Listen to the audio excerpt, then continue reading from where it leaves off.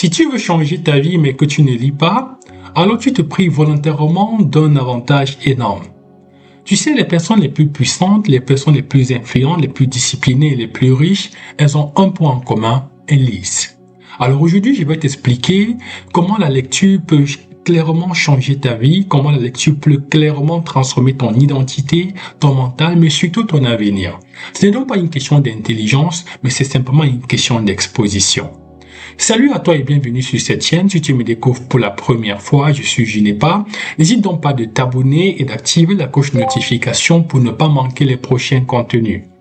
Comme vous le savez déjà, si vous voulez rentrer en contact avec moi pour une séance de coaching, c'est tout à fait possible. Vous avez qu'à cliquer sur le lien qui est disponible en bas en description. Vous prenez votre rendez-vous et quant à moi, je me ferai le plaisir de me rendre disponible pour pouvoir vous écouter, vous accompagner et surtout vous apporter mon aide. Pour les personnes qui le savent déjà également, j'ai mis sur pied à ce stade 3 formations. Si vous voulez accéder à ces formations, rien de plus simple, allez en bas de description. Alors ces formations, la première, 30 jours sans excuses. La deuxième, comment éradiquer tes doutes. Et la troisième, comment vaincre la peur. Alors pour toutes ces formations, pour avoir plus d'informations, cliquez simplement sur les liens qui se trouvent en description. Sans plus tarder, rentrons dans le vif du sujet. Nous allons donc parler aujourd'hui de la lecture et des bienfaits de la lecture. Je vais donc aujourd'hui, dans cette vidéo, en 5 points, te dire comment est-ce que la lecture peut littéralement changer ta vie. Le premier point, c'est que la lecture change ton identité.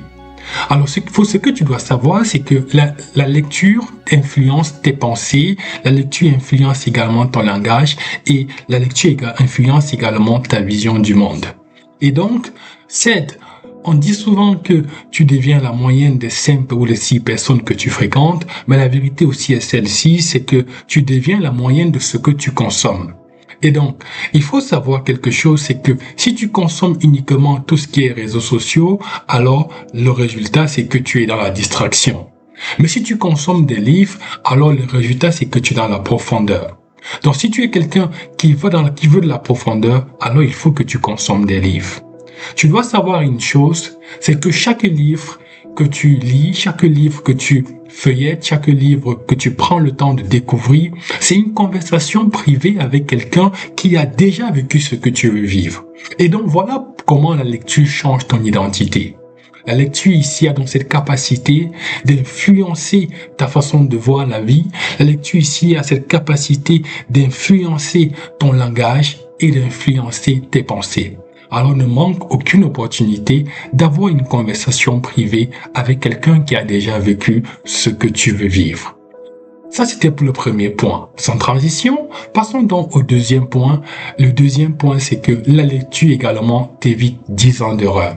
Avant d'aller plus loin, si c'est une vidéo qui te parle déjà, si c'est une vidéo dans laquelle tu te retrouves, qui te fait du bien, dans laquelle tu apprends des choses, n'hésite pas à la liker, n'hésite pas à la commenter également, n'hésite pas également à la partager pour que d'autres personnes également puissent bénéficier du contenu qui est dans cette vidéo. Comme je disais tantôt, le deuxième point, c'est que la lecture t'évite donc 10 années d'erreur. Prenons un exemple simple.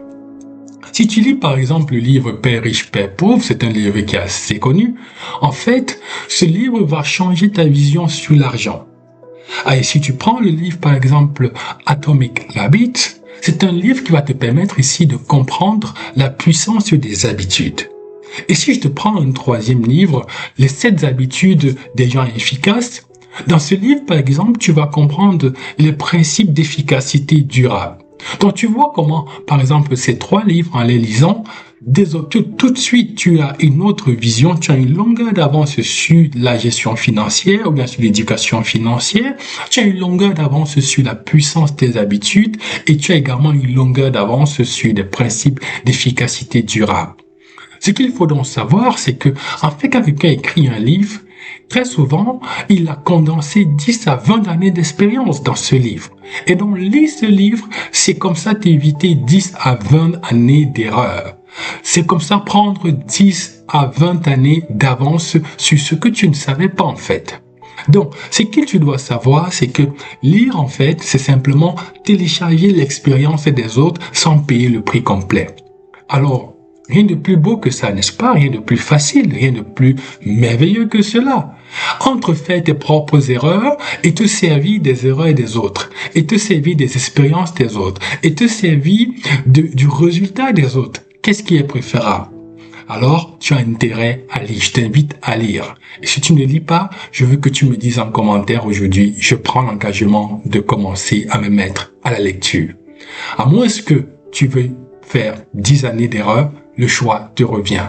Mais moi, je t'ai dit dans ce deuxième point, c'est que la lecture t'évite 10 années d'erreur. Le troisième point maintenant, c'est que la lecture renforce ta discipline.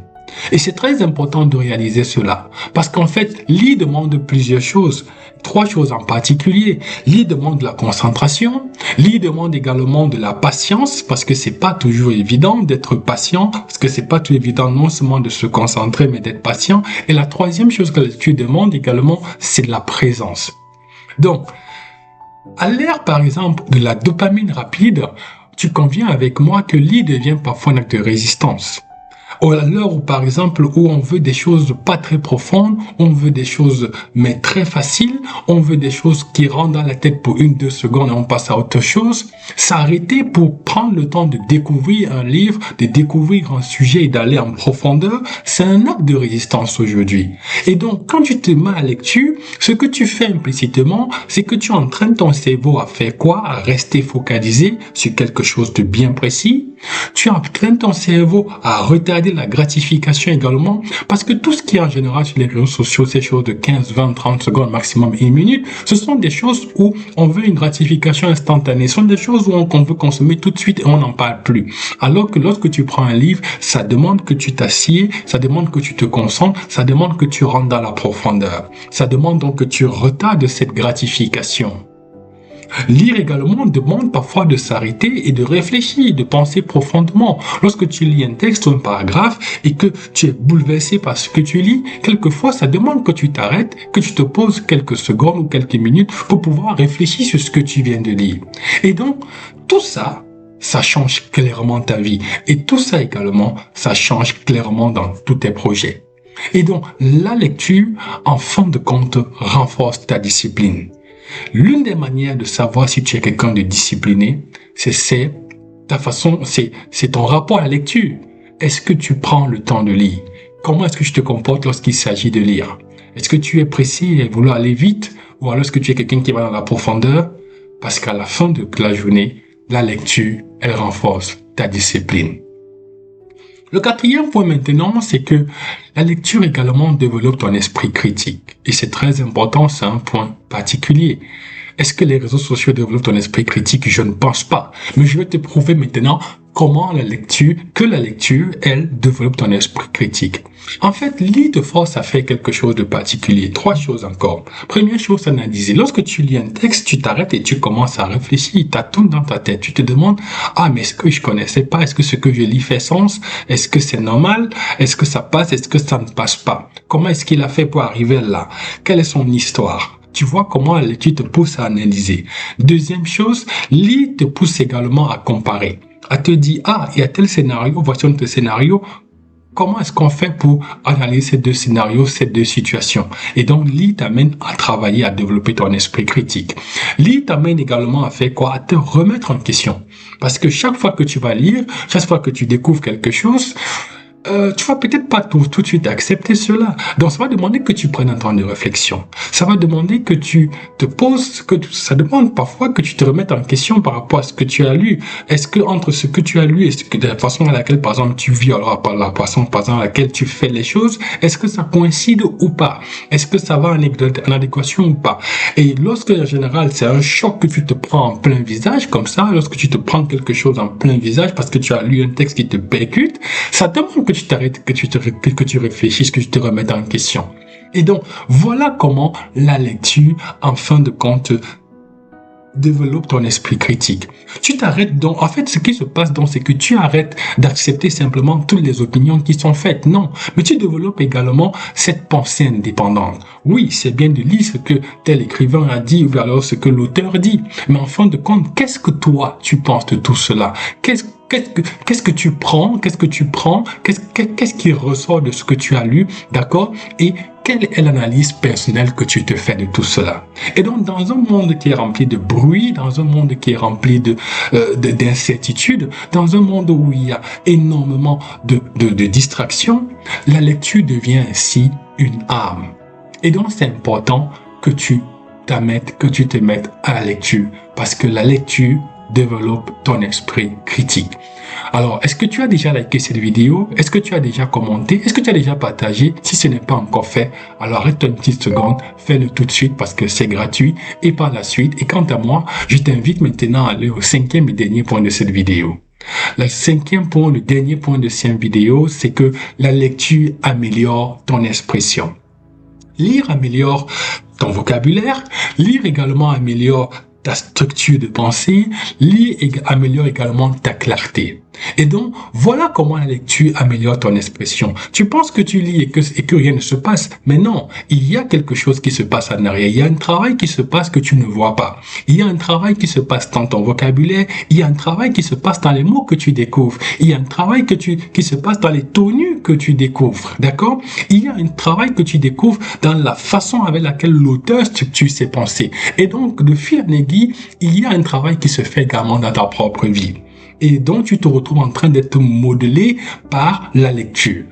La lecture également améliore ta clarté. Quand tu vois comment l'auteur présente les choses avec clarté, ça t'amène également à te dire, ah ben voilà comment je dois aussi m'exprimer. Il faut que je m'exprime avec clarté pour que toute personne qui me lit ou bien toute personne qui m'écoute soit en mesure de saisir ce que j'essaie de dire, de comprendre ce que je suis en train de dire. Et donc, une personne qui sait mieux s'exprimer, c'est une personne également qui influence mieux. Alors que ce soit dans le business, que ce soit dans tes relations ou alors dans le leadership, la lecture devient ici un avantage énorme. Parce que la lecture va modeler ton caractère, la lecture va t'apporter quelque chose de particulier. Et donc, comme je te l'ai dit, les personnes les plus influentes, les personnes les plus disciplinées, les personnes les plus riches, elles ont un point en commun, c'est la lecture.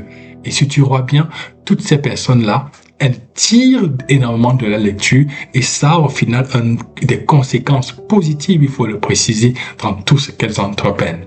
Alors ça, c'était pour le 5e point de cette vidéo. Qu'est-ce qu'on va donc dire en conclusion pour capituler tout ça? Qu'est-ce qu'on va donc dire en conclusion? Alors que nous venons donc de détailler les 5 avantages fondamentaux de la lecture. La lecture ne change pas ta vie en une nuit, ça il faut qu'on se le dise. Si tu prends un livre maintenant et que tu le lis, demain ta vie ne changera pas. Ta vie n'aura pas forcément changé demain ou alors n'aura pas changé de manière radicale. Peut-être qu'il y aura un petit changement, mais il n'y aura pas un gros changement tout de suite de manière radicale. En revanche, la lecture change ta façon de penser et ta façon de penser change également tes décisions. Et tes décisions, qu'est-ce qu'elles font? Elles font au final, elles changent ton futur. Donc tu vois comment la lecture arrive au final à changer ton futur, à changer ta vie par des petits circuits qu'on prend un peu comme ceci. N'est-ce pas? Tu as la lecture qui change ta façon de penser, ta pensée, la pensée qui a des conséquences sur les décisions et les décisions finalement qui changent ton futur. Et donc, si tu veux devenir une personne plus forte, si tu veux devenir une personne plus disciplinée, si tu veux devenir une personne plus stratégique et plus influente, commence par lire. Tu as intérêt à te mettre à la lecture. D'accord? Alors peut-être qu'on me demander comment est-ce que je peux commencer? Comment commencer de manière intelligente? C'est pas là que je termine pour les personnes qui savent pas par où commencer. Alors c'est simple. En 3 points. Premier point, commence par lire 10 pages par jour. Ok? Peut-être 10 pages, ce sera énorme pour toi pour un début. En ce cas, alors lis une page par jour. Commence par lire une page par jour et au fur et à mesure, ajoute. Tu commences par une page, ensuite 2 pages, 3 pages, etc. jusqu'à arriver au moins à lire 10 pages par jour.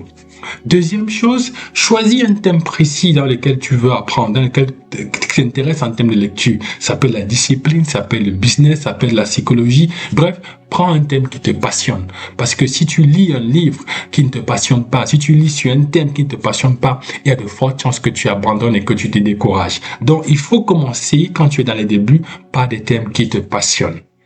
Et troisième chose maintenant, par où commencer, c'est applique une idée par livre, d'accord? Donc quand tu lis, il ne faut pas lire juste pour lire, mais il faut lire pour appliquer tout de suite. D'accord? Ce que tu apprends, applique-le tout de suite.